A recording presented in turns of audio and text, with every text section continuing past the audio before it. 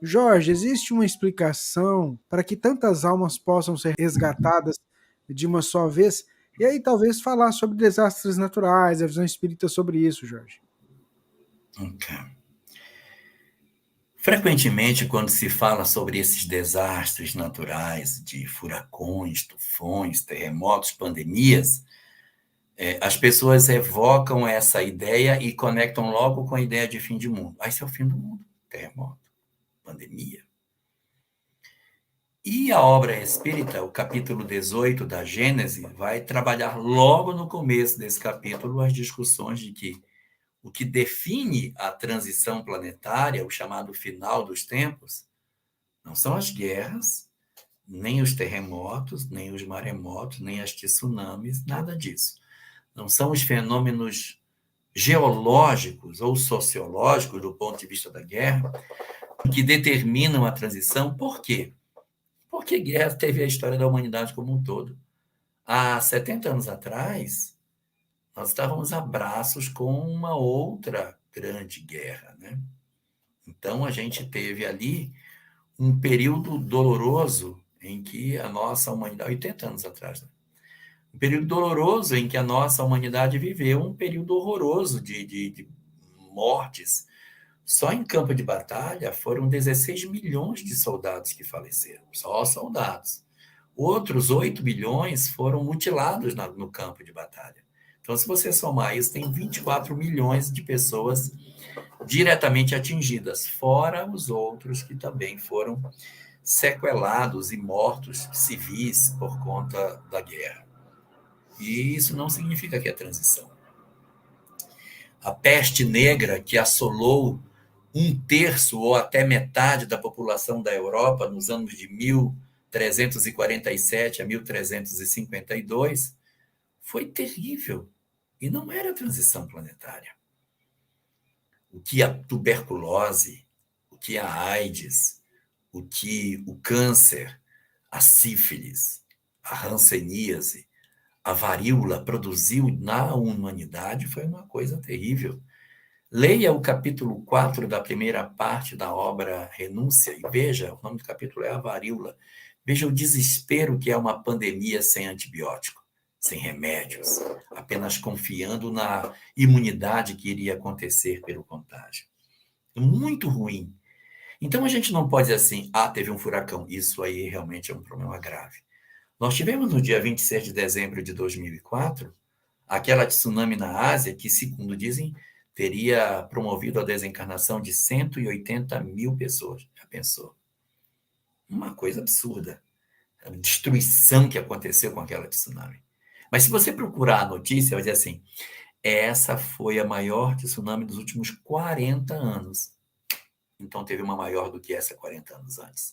Só que não era habitado, a gente não percebe. Então, não são esses fenômenos exteriores que promovem a percepção da chamada transição planetária, mas sim as mudanças internas da criatura. Então, eu queria primeiro dizer isso para que a gente entendesse que desencarnes coletivos não estão atrelados obrigatoriamente com a transição planetária. Agora, vamos para o desencarne coletivo em si. Quando acontece um desencarne coletivo, existe uma tendência das pessoas que têm uma visão mais espiritualizada de que tenha acontecido uma quantidade muito grande de fenômenos dessas de desencarnação de espíritos vinculados entre si. Não é verdade. O fato de terem desencarnado muitas pessoas no mesmo incidente não as liga obrigatoriamente no passado. Então se encarnou 1.000 pessoas nesse terremoto, o que essas 1.000 pessoas estavam fazendo no passado para estarem hoje juntas nesse fenômeno? Não. A doutrina espírita não diz isso. Nos fenômenos de acontecimento de desencarne coletivo, existem 4 causas para o desencarne coletivo. A primeira delas é a desencarnação que a gente chama de desencarnação provacional. Um espírito em início da evolução, não é ainda uma alma experimentada, não é um espírito velho com muitas existências, ele não tem karma, ele não tem nada nessa área, mas ele pode ter sido colhido pelo desastre. Espíritos iniciantes, que vivem numa comunidade ainda bastante simples, nas margens de uma floresta e a floresta pega fogo. Os animais desencarnam nessa floresta e pode ser que atinja uma comunidade que tenha nas margens de um rio. Os que são atingidos nessa comunidade não são espíritos velhos. Eles não têm história de desencarnação por conta de passado, porque eles foram isso ou aquilo na Inquisição. Não. São, na verdade, espíritos que desencarnaram num grande incêndio que deu na floresta, mas são espíritos em provação. Eu não posso asseverar se na região onde aconteceu existiam espíritos nessa condição. Eu penso que não. Mas é possível que, de repente, alguns espíritos envolvidos nessa trama tenham desencarnado pela forma provacional. Segundo modelo, pelo modelo expiatório, que se divide em dois. Eu disse que eram 4, porque um é provacional e 2 são expiatórios. Existem pessoas que desencarnam expiatoriamente em função do tempo de vida. Tem nada a ver com o fato de ter sido um terremoto. Há pessoas que precisavam desencarnar com 40, com 50, com 80, com 20, com 12, e o terremoto foi o instrumento para que eles desencarnassem. Desencarnaria de acidente de trânsito? Poderia ser de uma pandemia, uma Covid? Poderia ser. Desencarnaria de uma bala perdida? É uma possibilidade, mas nessa janela de tempo que a existência lhe proporcionou, havia uma programação para que esse indivíduo desencarnasse. E em cima das circunstâncias que se criaram em função do terremoto, aproveita-se aquele momento e essa entidade que estava programada para desencarnar nessa janela de tempo, desencarna por essa causa, que poderia ser outra. Terceiro tipo, é expiatório, sim, mas não é pelo tempo. O que desencarnou por tempo é porque tem uma história do passado que justifica desencarnar jovem, justifica desencarnar criança, porque tem uma questão lá espiritual que fundamentou a decisão da espiritualidade nesse sentido. Vale a pena a leitura da questão 738A de O Livro dos Espíritos, que trata dessa questão especificamente. Um outro tipo é a desencarnação expiatória, não mais por idade, mas por gênero de morte. Pessoas que precisavam desencarnar dentro das circunstâncias que um terremoto propõe.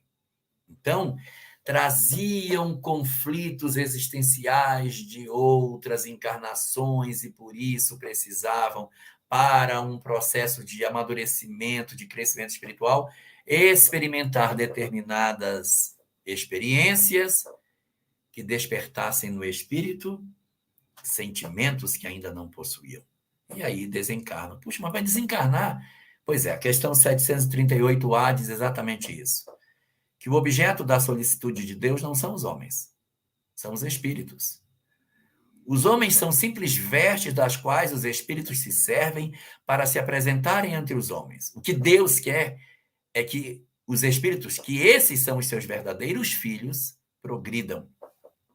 Então, se os espíritos encarnados como homem tiverem que passar por uma desencarnação, isso não afeta a preocupação dos espíritos. Por quê? Porque os corpos são apenas transitórios. O que interessa é o crescimento do espírito que é imortal. Então, nossa, você desencarnou no terremoto. Apenas o corpo. O espírito que é imortal sobreviverá. Sobreviveu. Nós já tivemos várias existências, tivemos vários terremotos, já passamos fome, já tivemos desencarnação, afogados em diversas circunstâncias. E essa é mais uma. O que importa é a lição. Então, terceiro tipo de causa, as desencarnações pelo gênero da morte. Não importa se tinha 12, 15, 18, 20 ou 40, ou 80. Mas o aproveitamento daquela circunstância tem a ver com as histórias espirituais daquela entidade, ela desencarna por essa via. E a última, a quarta e última circunstância que estamos trabalhando é a circunstância das desencarnações missionárias. Missionárias, sim. Há espíritos que dizem, eu quero reencarnar para socorrer os meus quando vier o terremoto. Nós ficaremos presos na casa, mas eu quero dar a eles a tranquilidade. Então, eu sei que eu vou desencarnar, eu sei, mas eu faço a opção de ficar. Eu nem precisaria disso, mas eu desencarno nessas circunstâncias. Me dá um exemplo. O último capítulo da obra Há 2000 anos, quando Ana desencarna junto com Públio, junto com Flávia e junto com o marido Plínio, Ana não precisaria passar por aquela circunstância, mas ela era a única entre os dois, que o marido chega depois, que via. Flávia era cega, Públio também, mas Ana via. Então ela fica com eles debaixo da casa e quando acontece o terremoto decorrente da erupção do Vesúvio, ela, na verdade, está com eles ali. É uma desencarnação que não é kármica. Desencarnaram todos juntos, mas ali eu tenho a figura de Ana numa perspectiva missionária e não expiatória. Então, não dá para olhar tudo e dizer todos estão vinculados numa única causa. Não é verdade. São muitos espíritos encarnando junto, é verdade, mas com causas completamente distintas.